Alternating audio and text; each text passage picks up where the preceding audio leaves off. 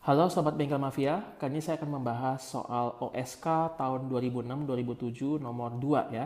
Jadi ini adalah soal Olimpiade Sains Fisika Kabupaten tahun 2006-2007 yang nomor 2. Nah teman-teman perhatikan di sini ada sebuah silinder ya, lalu diletakkan dalam suatu silinder yang besar gitu ya. Silinder ini berosilasi gitu ya, bolak-balik dengan sudut theta.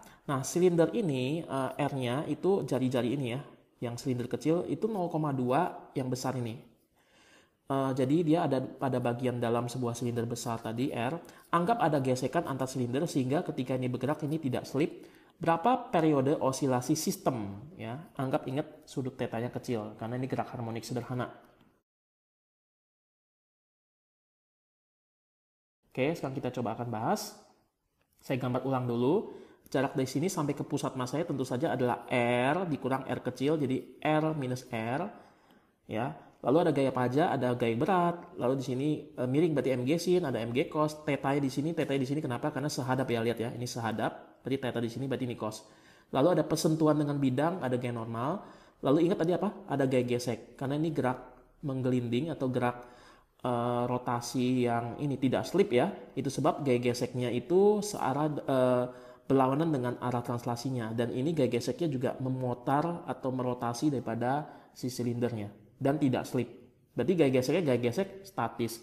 Mengapa demikian? Teman-teman tontonlah video saya mengenai jenis-jenis gaya ya dan sifat-sifatnya. Nah, sekarang kita analisa translasinya dulu. Total gaya pada ini ya, gerak lurusnya sigma F sama M kali A, ada M gesin dikurang gaya gesek sama dengan M dikali A translasi ya.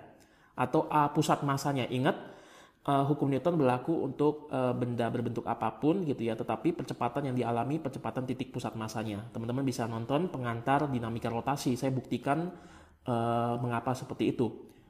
Nah di sini kita coba lihat rotasinya. Rotasinya berarti kan di sini ada torsi kan, yang membuat dia memutar begini ada torsi gaya gesek, yaitu sigma tau sama I kali alfa. Torsinya adalah gaya gesek dikali R, jari-jari kecil karena silinder kecil ya, sama dengan momen inersia atau kelembaman dalam gerak rotasi yang bentuknya silinder pejal atau silinder padat setengah mr kuadrat dikali alfa. Alfa percepatan sudut. Saya bagi R kecil, jadi tinggal R di sini. Nah, R kali alfa adalah A rotasi. Ya, teman-teman ini tidak slip ya. Kalau tidak slip berarti ini muter 2 meter, dia turunnya juga 2 meter. Berarti A rotasi sama A translasinya sama. Ya. Nah, saya substitusikan ke dalam. Berarti MG sin dikurang gaya geseknya apa? Setengah M kali A sama dengan M kali A. Karena A rotasi sama dengan A, saya sebut saja A. Teman-teman, mengapa saya cari gaya geseknya begini? Kenapa tidak menggunakan gaya gesek statis, misalnya rumusnya mu kali N? Sekali lagi, tontonlah video saya mengenai macam-macam gaya atau sifat-sifat gaya di situ. Saya jelaskan mengapa ini tidak boleh mu kali N gitu ya. Yang boleh hanya gaya gesek kinetis. Oke, saya tulis ulang M gesin. Ini setengah saya pindah menjadi 3/2. M-nya ada yang sama, berarti saya coret ya, dibagi M. Maka A-nya adalah 2/3 G sin theta. Jadi percepatan turunnya itu adalah 2/3 G sin theta. Sudutnya berubah-ubah, turun berubah, sudutnya percepatannya juga berubah-ubah di sini ya. Oke, saya tulis ulang terlebih dahulu ya, di sini saya gambar ulang juga. Nah teman-teman, kalau misalkan saya anggap di sini misalnya ini simpangan, kan gerak harmonik berarti ada simpangan. Misalkan ini simpangannya apa? Kalau ini segitiga siku-siku ya, berarti kan R dikurang R dikali sin kan, nih sisi ini kan. Maka dalam GAS kita tahu bahwa percepatan adalah minus omega kuadrat kali X. Dapat dari mana ini?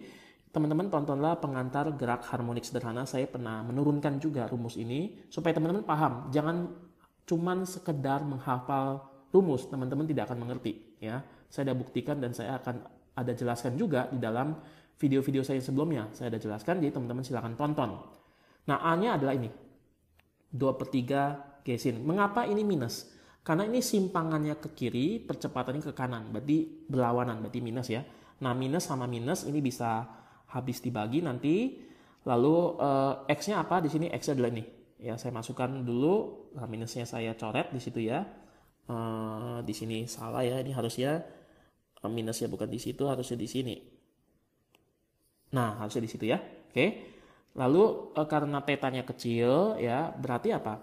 Berarti di sini R kurang N sin theta itu boleh kita sin theta boleh disebut theta. Ya, ini kan sebenarnya pendekatan ya. Ini kan seharusnya lengkung. Kalau lengkung nggak boleh kita pakai panjang sisi. Tapi karena theta yang kecil, boleh kita anggap lengkungan itu seperti panjang sisi ini, yaitu R dikurang N sin theta. Dan lebih jauh lagi, sin theta akan mendekati theta kalau simpangannya kecil. Menjadi 2/3G sin theta jadi theta, omega kuadrat dikali R kurang R, sin theta jadi theta, ya kan? Tetanya bisa dicoret, habis dibagi. Lalu R kurang R saya pindahkan ke sana, ini omega kuadrat. Maka omega sama dengan akar dari 2G dibagi dengan 3 dikali R kurang R. Omega itu apa? Saya tulis ulang dulu. Omega adalah 2pi per T sama dengan yang sebelah kanannya, ruas kanan tadi. Saya balik dulu, ya ini saya balik, ini juga saya balik ya. Maka T sama dengan 2pi akar 3 kali R kurang R per 2G. Itu adalah periode. Maka teman-teman periodenya adalah ini ya. Tapi R kecil dikasih tahu oleh soal itu 0,2 R besar. Berarti R dikurang 0,2 R ini kan 1. 1 kurang 0,2 itu 0,8. Ya. Nah 0,8 dikali 3 itu 2,4 ya. Dibagi 2 jadi 1,2 R per G di akar. Jadi solusinya adalah periode osilasinya adalah 2pi dikali dengan akar 1,2 jari-jari R silinder besar dibagi dengan G. Ya.